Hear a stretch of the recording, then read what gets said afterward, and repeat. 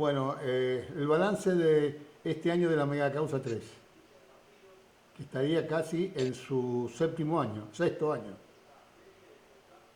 Sí, la parte final del juicio ha seguido la misma dinámica que el resto del juicio. O sea, si nos ponemos a pensar que desde agosto que estamos transitando los alegatos finales, bueno, ahí se advierte y falta. O sea, nada indica que no tengo a ciencia cierta la pauta para decir cuánto tiempo falta, porque faltan todavía defensores, entre ellos el ex fiscal Llanelo, que tienen que formular sus alegatos.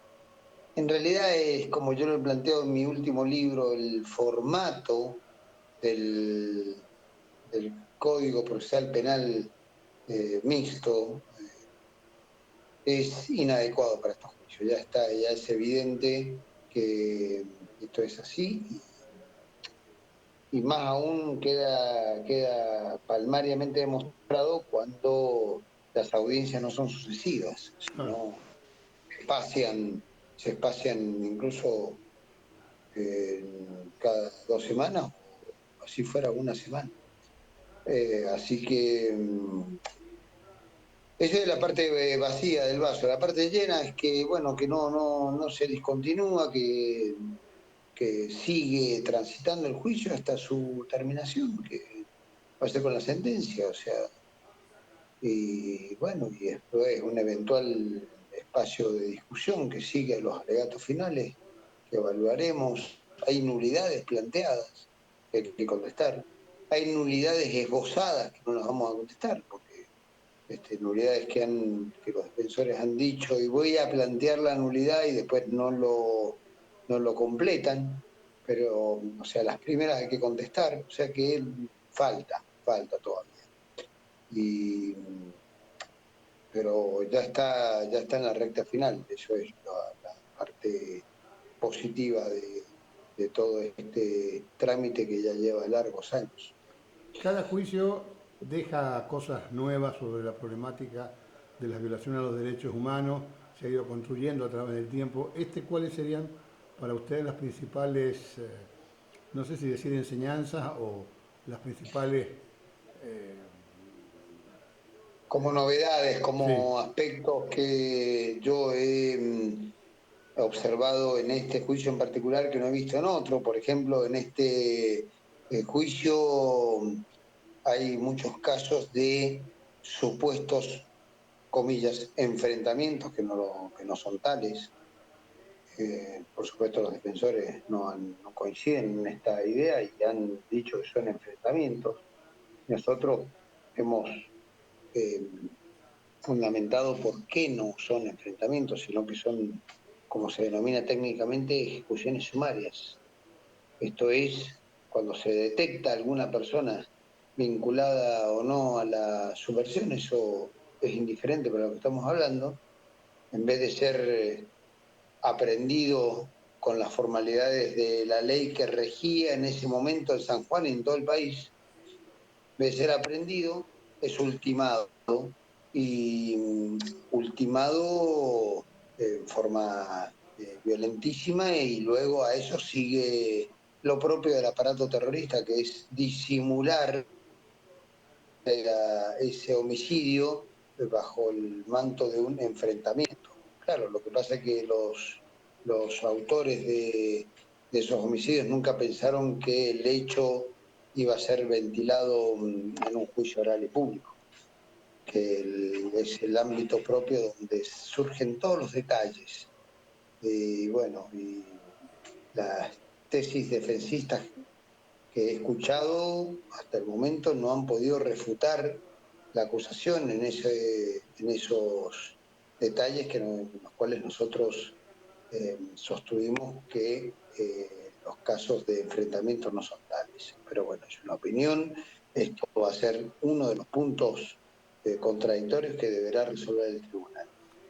Y el otro, la otra novedad novedad entre comillas, lo que he visto en particular en este juicio, que no he visto en los restantes, es la presencia de los sumarios por presunta infracción a la ley 20.840 que abundan en San Juan y no ocurre lo mismo en otras jurisdicciones. Eso no quiere decir que no existan, pero en San Rafael hay unos pocos, en San Luis hay unos pocos, en Mendoza hay también unos pocos, y en San Juan se presenta la particularidad de que con posterioridad al golpe hay muchos de estos sumarios labrados, ya sea por la policía o por el ejército, y en los cuales se intenta disimular bajo un manto de legalidad un verdadero rosario de delitos que van desde la privación ilegítima de la libertad, los tormentos, el, el, los abusos sexuales, en su caso, disfrazándolos como simples sumarios por por una presunta comisión de un delito, que encima, cuando uno lee cualquiera de los sumarios estos, por los cuales están imputados las personas que actuaron como sumariantes o como sumariantes entre comillas, ¿no? En términos genéricos, uno cuando se pone a leer cualquiera, uno toma al azar cualquiera y determina que no hay delito que se le atribuya a la persona. No está especificado qué delito se le atribuye. Y para peor, en muchos de estos sumarios tampoco consta la finalización del mismo. Y terminó con una condena, con una absolución. ¿En qué se basó la condena? ¿En qué prueba se basó? La irregularidad absoluta. Esto no puede ser tenido en cuenta de ningún modo legal. O sea, acá no hay, no importa, eso ya lo dijimos en Mendoza, no importa que esté a cargo un juez investido de jurisdicción y un fiscal investido del poder requirente, no importa, eso no le da eso, legalidad al procedimiento, le da una pátina de legalidad al procedimiento, al punto tal que estos son los sumarios, muchos de estos sumarios, más los habeas corpus, fundamentalmente las dos fuentes documentales en las que nos hemos basado, además de los testimonios, para requerir en contra del ex fiscal Llanelo la severa pena que hemos requerido. Esas serían las dos, digamos, particularidades que he observado en este juicio. El resto, Carlos, es el repertorio común del terrorismo de Estado, ¿no?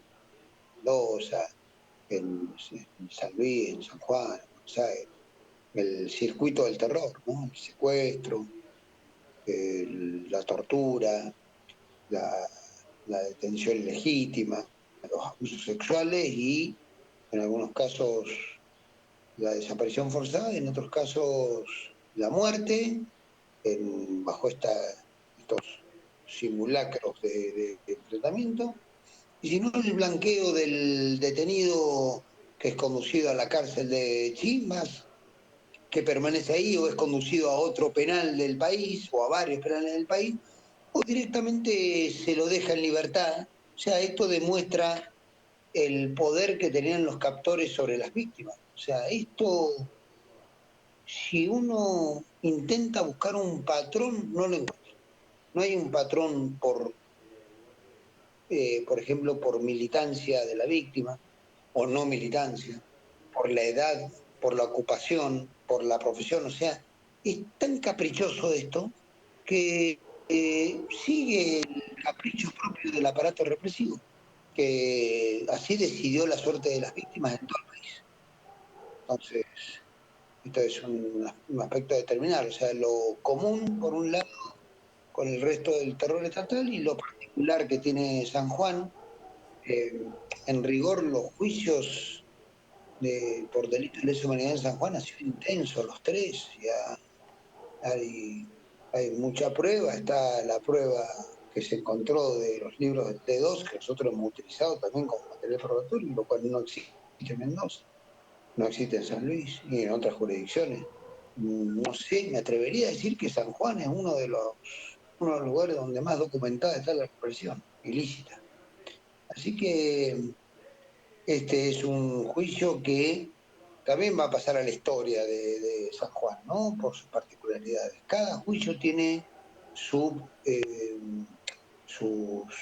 cada juicio desentraña su aporte, cada juicio desentraña una faceta más del terrorismo de Estado y este último tiene ese aditamento. Hay otra cuestión que me estoy olvidando, que es un juicio que ha transitado la etapa democrática y la etapa dictatorial. O sea, hay casos anteriores al 24 de marzo de 1976 y posteriores. Pero a ver, como se ha generado alguna confusión a raíz de, no a raíz, las declaraciones mías fueron claras, algún titular errado de algún diario local, yo nunca dije que antes del 24 de marzo de 1976 no existiera ilicitud, que existió, sino que lo que dije es algo que vengo repitiendo en todos los juicios en los que intervengo y que he dicho por escrito en el libro que publiqué este año, que se podría condensar en esta forma. Antes del 24 de marzo de 1976 existió terrorismo de Estado en varias jurisdicciones del país. Esto no quiere decir necesariamente que las autoridades políticas del periodo democrático, sea en San Juan, sea en Mendoza o en cualquier provincia del país, hayan sido partícipes de ese terrorismo de Estado. Hay que ir a cada caso concreto, hay que analizar cada provincia en particular para ver cómo estaba distribuido el poder, qué clase de gobernador estaba al frente de las instituciones, cuál era su gabinete, la ideología, la política que guiaba a ese gobernador, ese gabinete, y estudiar la policía para ver si la policía obraba a espaldas del poder político o no. Entonces, es muy sencillo, esto es una cuestión histórica que hay que abordarla como toda cuestión histórica. Yo di una respuesta en el alegato y dije que en San Juan existía prueba respecto de la ausencia del poder político que conducía la provincia en el terror estatal que existió en San Juan. O sea que hay en San Juan hay una presencia de un aparato policial que obra, diría, casi autónomamente, o sea, empleo el casi para ser prudente, pero bueno, o sea, y esto puede ser y puede ser. En la Argentina de 74 al 75 ocurrió en muchas jurisdicciones. ¿Por qué? Porque el fenómeno subversivo, o sea, el accionar de las organizaciones armadas y de aquella disidencia y de las personas del común de la población que el aparato represivo perseguía como tales, las perseguía independientemente del poder democrático de turno. O sea, esto hay que tenerlo muy en cuenta porque si no, no se entiende la Argentina del 74 y del 75 y hasta el golpe. No se entiende. Entonces hay que partir de esa base.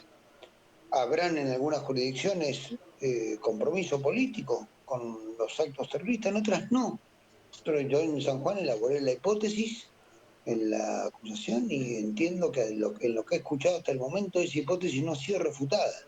Eh, si se la intenta refutar en base a apenas afirmaciones dogmáticas. ¿Cómo podía el gobernador no saber? O sea, pero a ver, la familia, parte de la familia del gobernador estuvo presa, hay legisladores que estuvieron presos, hay del partido gobernante, entonces, ¿cómo se entiende esto? Y se entiende solamente concibiendo los meses anteriores al golpe como el preludio de ese terror estatal que luego se instaló en toda la nación. De lo contrario no se entiende. Ese es otro aspecto que aquí cobró densidad en este juicio, sobre el que discutimos mucho en los alegatos y que también va a ser materia de análisis del tribunal, porque ahí el tribunal va a tomar una decisión que abarca muchos hechos anteriores al 24 de marzo. Pero, a ver, nosotros no estamos solos y el tribunal no está solo en esto. Hay jurisprudencia constante en el país. No es que estamos por primera vez planteando esto. Esto ya se ha planteado a lo largo y ancho del país y son numerosos los fallos, tanto de la Cámara Federal de Casación Penal como de la Corte Suprema, que admiten este fenómeno, porque es un fenómeno histórico. Entonces no puede generar ninguna discusión en San Juan, ni en San Juan ni en Mendoza, cuando tengamos que, en los juicios con los que estamos transitando y los que tengamos que enfrentar en un futuro desde la Fiscalía, promovamos la acción penal. Esto ya es historia argentina, por tanto no merece discusión o mayor discusión. Bien, para finalizar, y si querés queda en el reportaje o si no lo saco. ¿Conociste lo de Reverberi, que va a tener su audiencia, digamos, es lo que se llama en los juicios cuando se determina si pueden ser sometidos los imputados al juicio, un poco esto, ¿no? El caso de Reverberi despierta mucha expectativa en las víctimas de Mendoza, de San Rafael en particular y de todas las víctimas del terrorismo de Estado, porque, a ver, es un, no son muchos los sacerdotes que están identificados como tomando parte activa de la represión clandestina.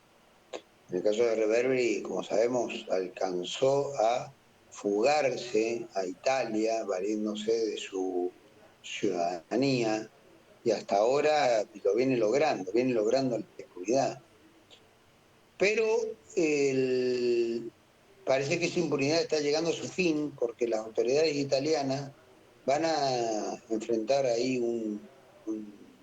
yo creo que dos alternativas, no tres. La tercera creo que ya está descartada, que es la impunidad, y es que Reverberi siga viviendo como ha vivido hasta que fue detectado por la fuerza de seguridad, eh, como si fuera un ciudadano italiano más, dando misa en una localidad del norte de Italia. Sí, esa posibilidad yo creo que ya está descartada y el tribunal italiano va a tener que decidir si lo extradita o lo detiene en Italia, con la acusación de graves delitos cometidos en Argentina. El problema de lo segundo es el que solamente puede acudir la jurisdicción italiana al principio universal de la aplicación de la ley penal, porque son delitos cometidos en San Rafael,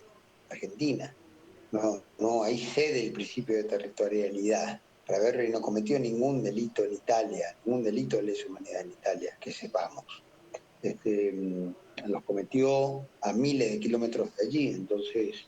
Y la otra es conceder la extradición, lo cual abre es un interrogante porque, bueno, vamos a ver si Italia extradita a un nacional, pero también es nacional de Argentina.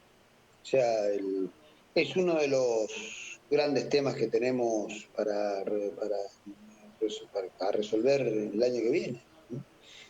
Y que no hay, en Italia no hay feria judicial en enero, entonces en una de esas en enero tenemos novedades en el El verano 26 de nuestro, enero. porque claro, el 26 de enero se produce ahí el fallo, vamos a ver las vías recursivas, o sea, es, es la justicia en acción con Reverberi y con Malato y con los perpetradores que se detectan en el exterior.